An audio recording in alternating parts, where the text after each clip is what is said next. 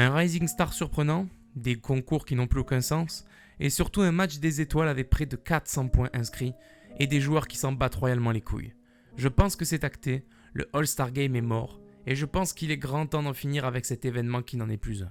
Je n'aurais jamais pensé faire ce type de vidéo un jour car de base j'adore le All-Star Weekend et tout ce qui en découle, mais avec le temps, l'évolution du jeu et celle de mes attentes, oui parce que mine de rien je vais sur mes 32 ans, et qu'on ne voit pas les choses de la même façon qu'à 18 ans, eh bien je ne m'y retrouve plus.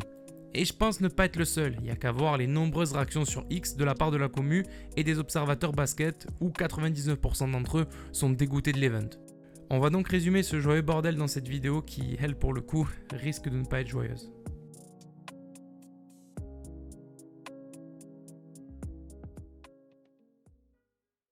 Dans la nuit du samedi 17 février à celle du lundi 19 février à Indianapolis, dans l'Indiana, s'est tenue la 73e édition du NBA All-Star Weekend. Et on va récapituler les événements de manière chronologique et j'en ai bien peur, du plus qualitatif au moins bon.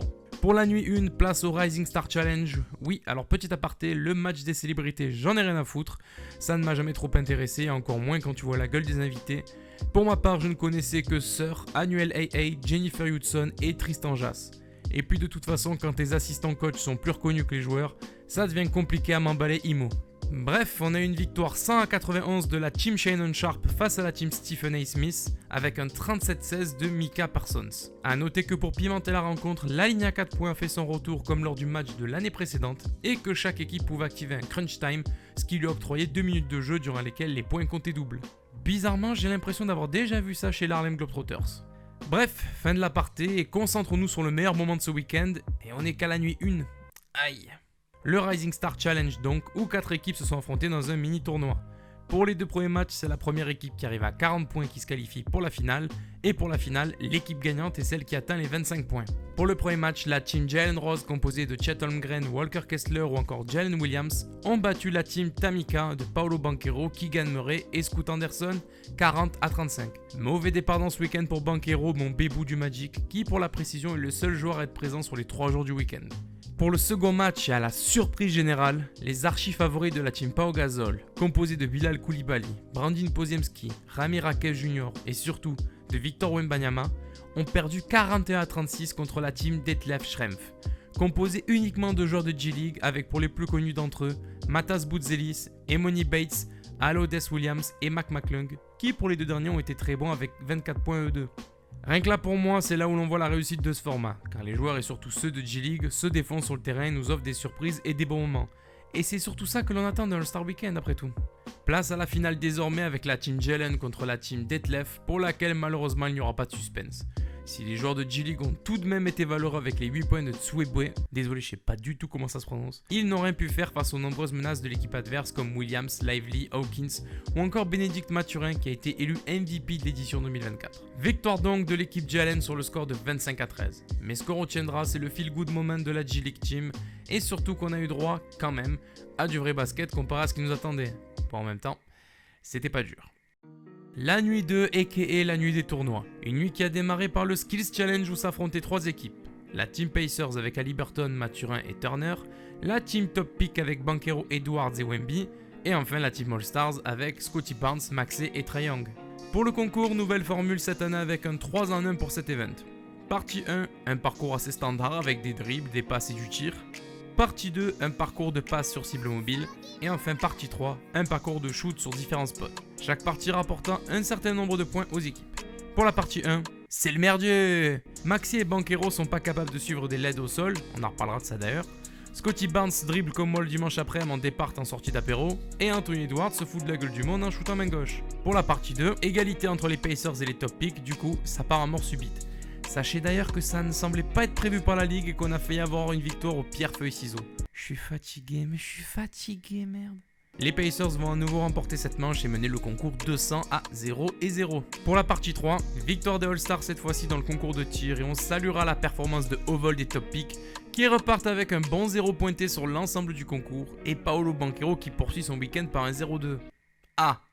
Avec cette victoire, la team All-Star et la team Pacers sont à égalité 200 partout. Camoulox. Bravo, bien joué Gilles. Et pour désigner un vainqueur, vous l'aurez compris, Attention, non, nouvelle règle, j'ai mieux. c'est dans un concours de tir du milieu de terrain que sera choisie l'équipe vainqueur. La Team All-Star l'a fait en 58 secondes et la Team Pacers en 37 secondes. Victoire de la Team d'Indiana dans ce concours qui ne restera pas dans les annales ou alors pour les mauvaises raisons. La nuit des concours continue avec cette fois-ci le 3-point contest où s'affrontaient Lillard, Young, Towns, Haliburton, Markkanen, Brunson, Mitchell et Malik Beasley. Après le premier tour, 4 joueurs sont montés à 26 points et c'est au tiebreaker qu'Haliburton a dû laisser sa place pour le final round, composé du petit Damian, Trae Young et du chat. 24 points pour les deux derniers et avec un score de 26 pour Damian Lillard, c'est bien le meneur des Bucks qui va s'adjuger sa deuxième victoire dans un concours à 3 points et qui va réaliser le back-to-back. Mais on va pas se mentir, l'événement de ce week-end, du moins celui qui a fait pas mal de bruit en amont sur les réseaux sociaux, c'est ce choc entre le meilleur shooter du monde, Stephen Curry, et la meilleure shooteuse du monde, Sabrina Ionescu, qui a pris place après le concours initial. Et ce concours a une saveur particulière car au-delà d'être une simple exhibition homme versus femme, c'est surtout l'affrontement de la détentrice du record de points sur ce type de concours, toute distinction confondue, avec 37 points face au détenteur du précédent record qui était de 31. Pour ce duel, les deux snipers se sont affrontés avec la ligne à 3 points de la NBA et les ballons de taille 7 de NBA également, sauf pour Ionescu qui shootait avec des ballons de taille 6 de WNBA, pour une question d'équité.